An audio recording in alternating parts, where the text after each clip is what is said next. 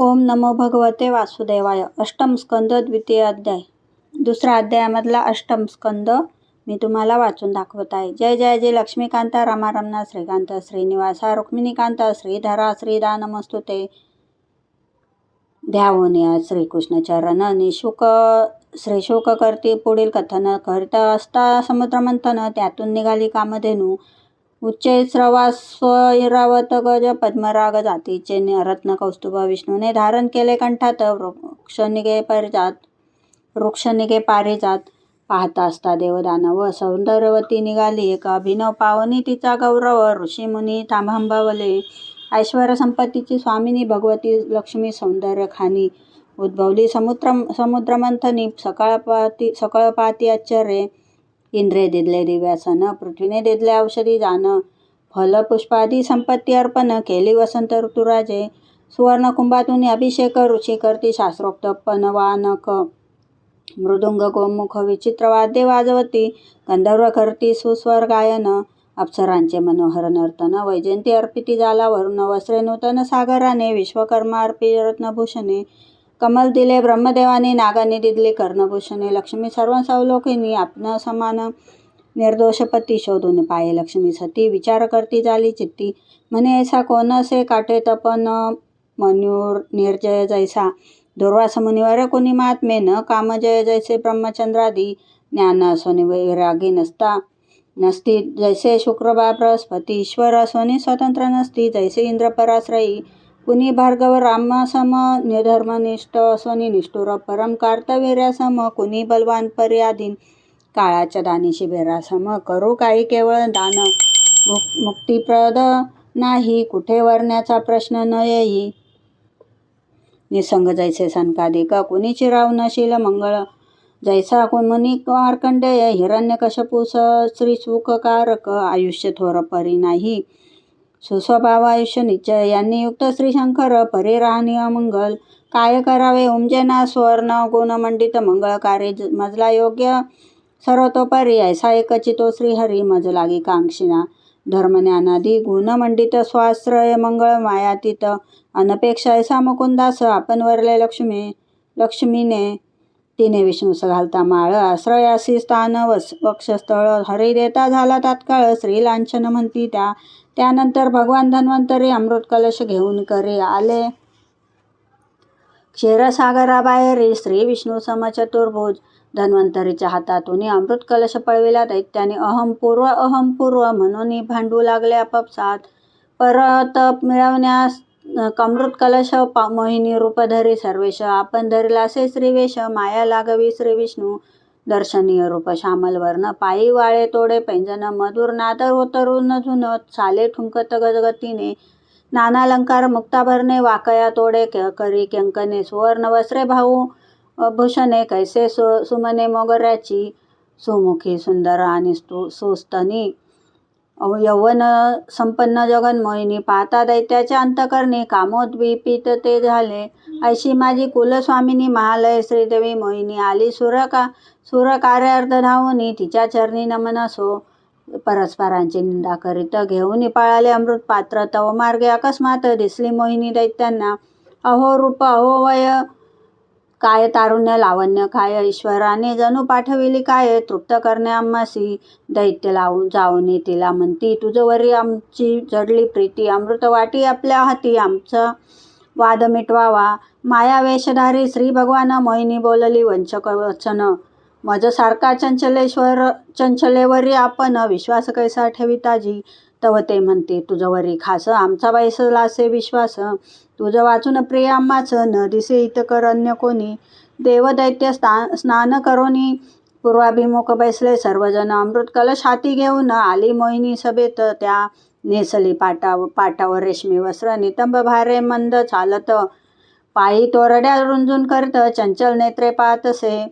कानींच्या कुंडलीची प्रभा कपोलावरी पडली आभा. नाकींच्या रत्नांची दिसे शोभा. दैन्या मोहिले रूपाने तिचे मोहक रूप पाहून दैत्यानं राहिले देहभान. मोहिनी हाती अमृत घेऊन देवांना ते वाटतसे.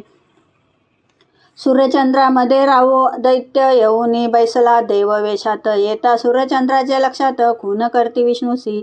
विष्णूनी सोडले सुदर्शन तेने रावचे शिरच्छेदन. करत होता अमृतपान तेने मस्तक अमर झाले. देशकाल हेतू प्रयत्न अर्थबुद्धी असोनी समान. देव दैत्य फल भिन्न मिळाले ते हे अष्ट.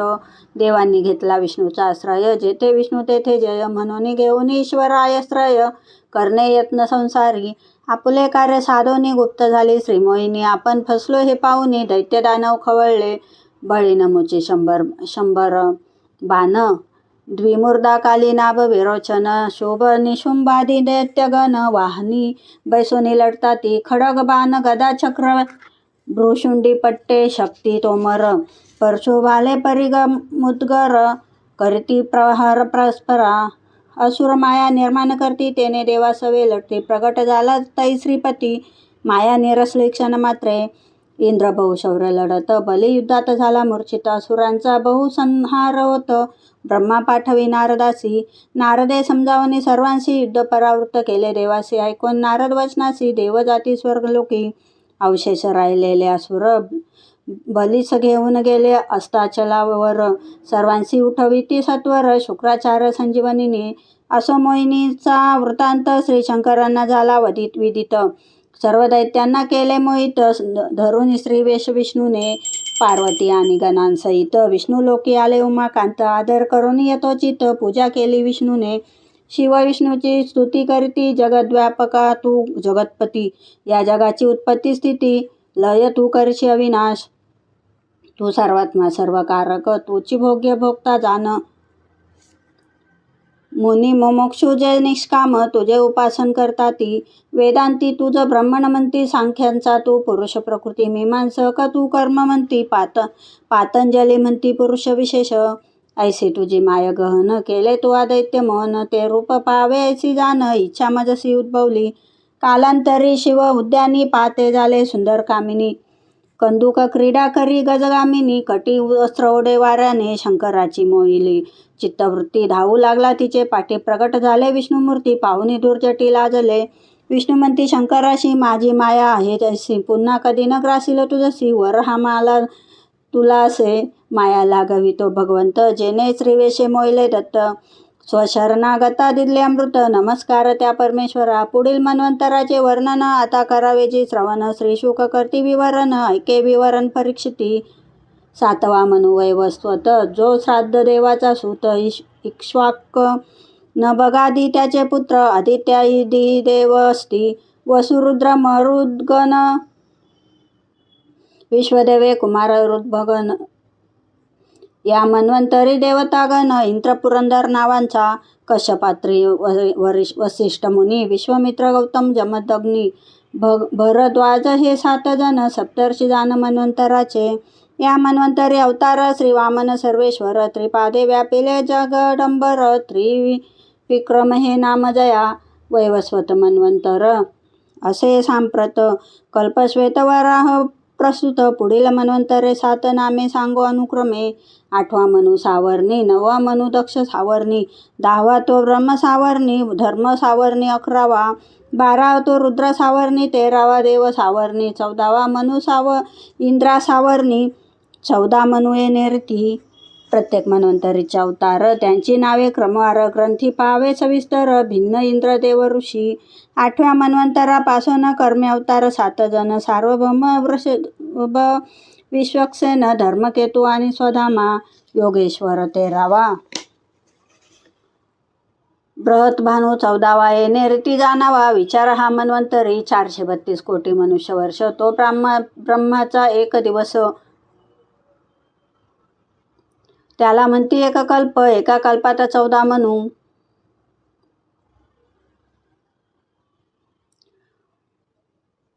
कृतादी 4 युगांची सहस्र फेरे होती एका कल्पात. श्वेतवाराह कल्प हे सांप्रत 28वे युग जाणसे.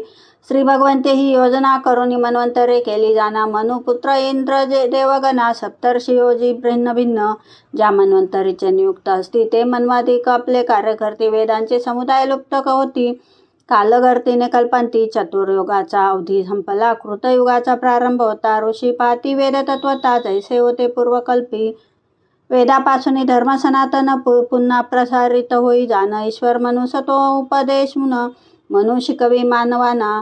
सनकादी सिद्धांचे रूप धारण करून उपदेशी शुद्ध ज्ञान.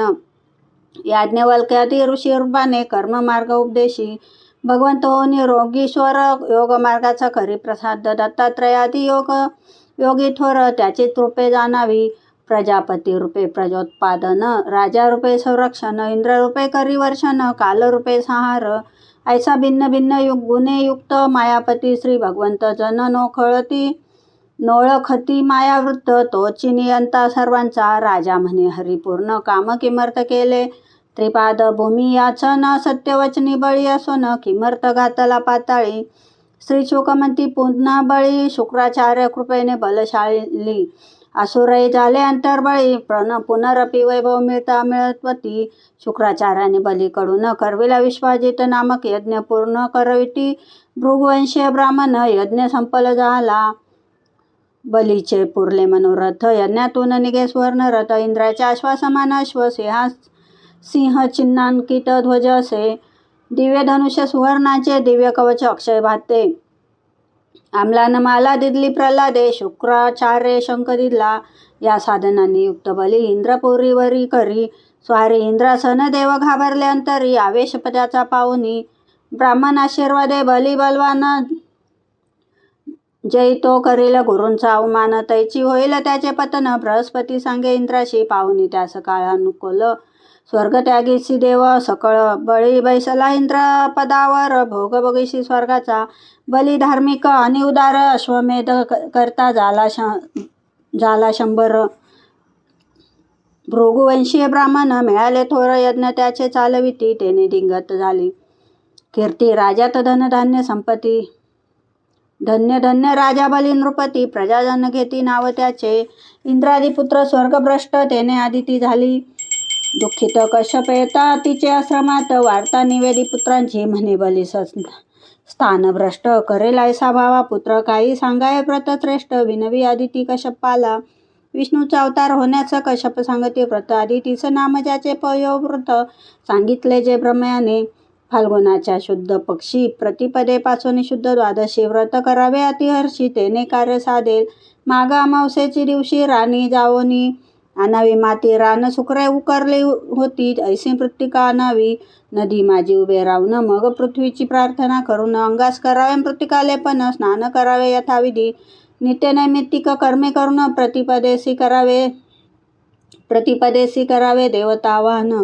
प्रतिमा तंडील सूर्याग्र जल अथवा गुरु ठाई. करून विष्णूचे आवाहन. द्वादक्षाक्षर मंत्रे जप करावे पूजन. दुग्धाभिषेक करावा दान. मंत्र जपावा द्वादक्षाक्षर. भात शिजवणी दुधात. गुळ आणि तूप करावे मिश्रित. ऐसा नैवेद्य दाखवावा नित्य. शाल्योदनाचा होम करणे. दुग्धाभिषेक युक्त पूजन. दुग्धाहार करावा दान. 2 ब्राह्मणाखेरीचे भोजन. घालोनी दक्षिणा अर्पावी. 12 दिवसपर्यंत जाण. ऐसे करावे नित्याचरण. ब्रह्मचर्यादी व्रतपालन. शुद्धाचार पाळावा. नमस्तुभ्यं भगवते इत्यादी 9 श्लोक पहा भागवती. त्या श्लोकांनी करावी स्तुती. ऐसे हे पयोव्रत. सर्व व्रतां माझी व्रत. निष्काम भावे भजावे भक्त. श्री ज्ञानेश्वर सर्वश्रेष्ठ. त्याचे चरणी लागावी. येथ चरणदासाचे काही आपले ऐसे नाही. काही कृष्णाचेच कृष्णापायी. अर्पोनिया राहिलो. इति श्री ज्ञानेश्वर प्रसादे चरणदास विरचिते. सुलभ संक्षिप्त भागवते. अष्टम स्कंदे लक्ष्मी प्रादुर्भाव मोहिनी अवतार बली प्रभाव पयोव्रत मे अधिकथनम नाम 2य अध्याय समाप्त. श्रीकृष्णार्पणमस्तु.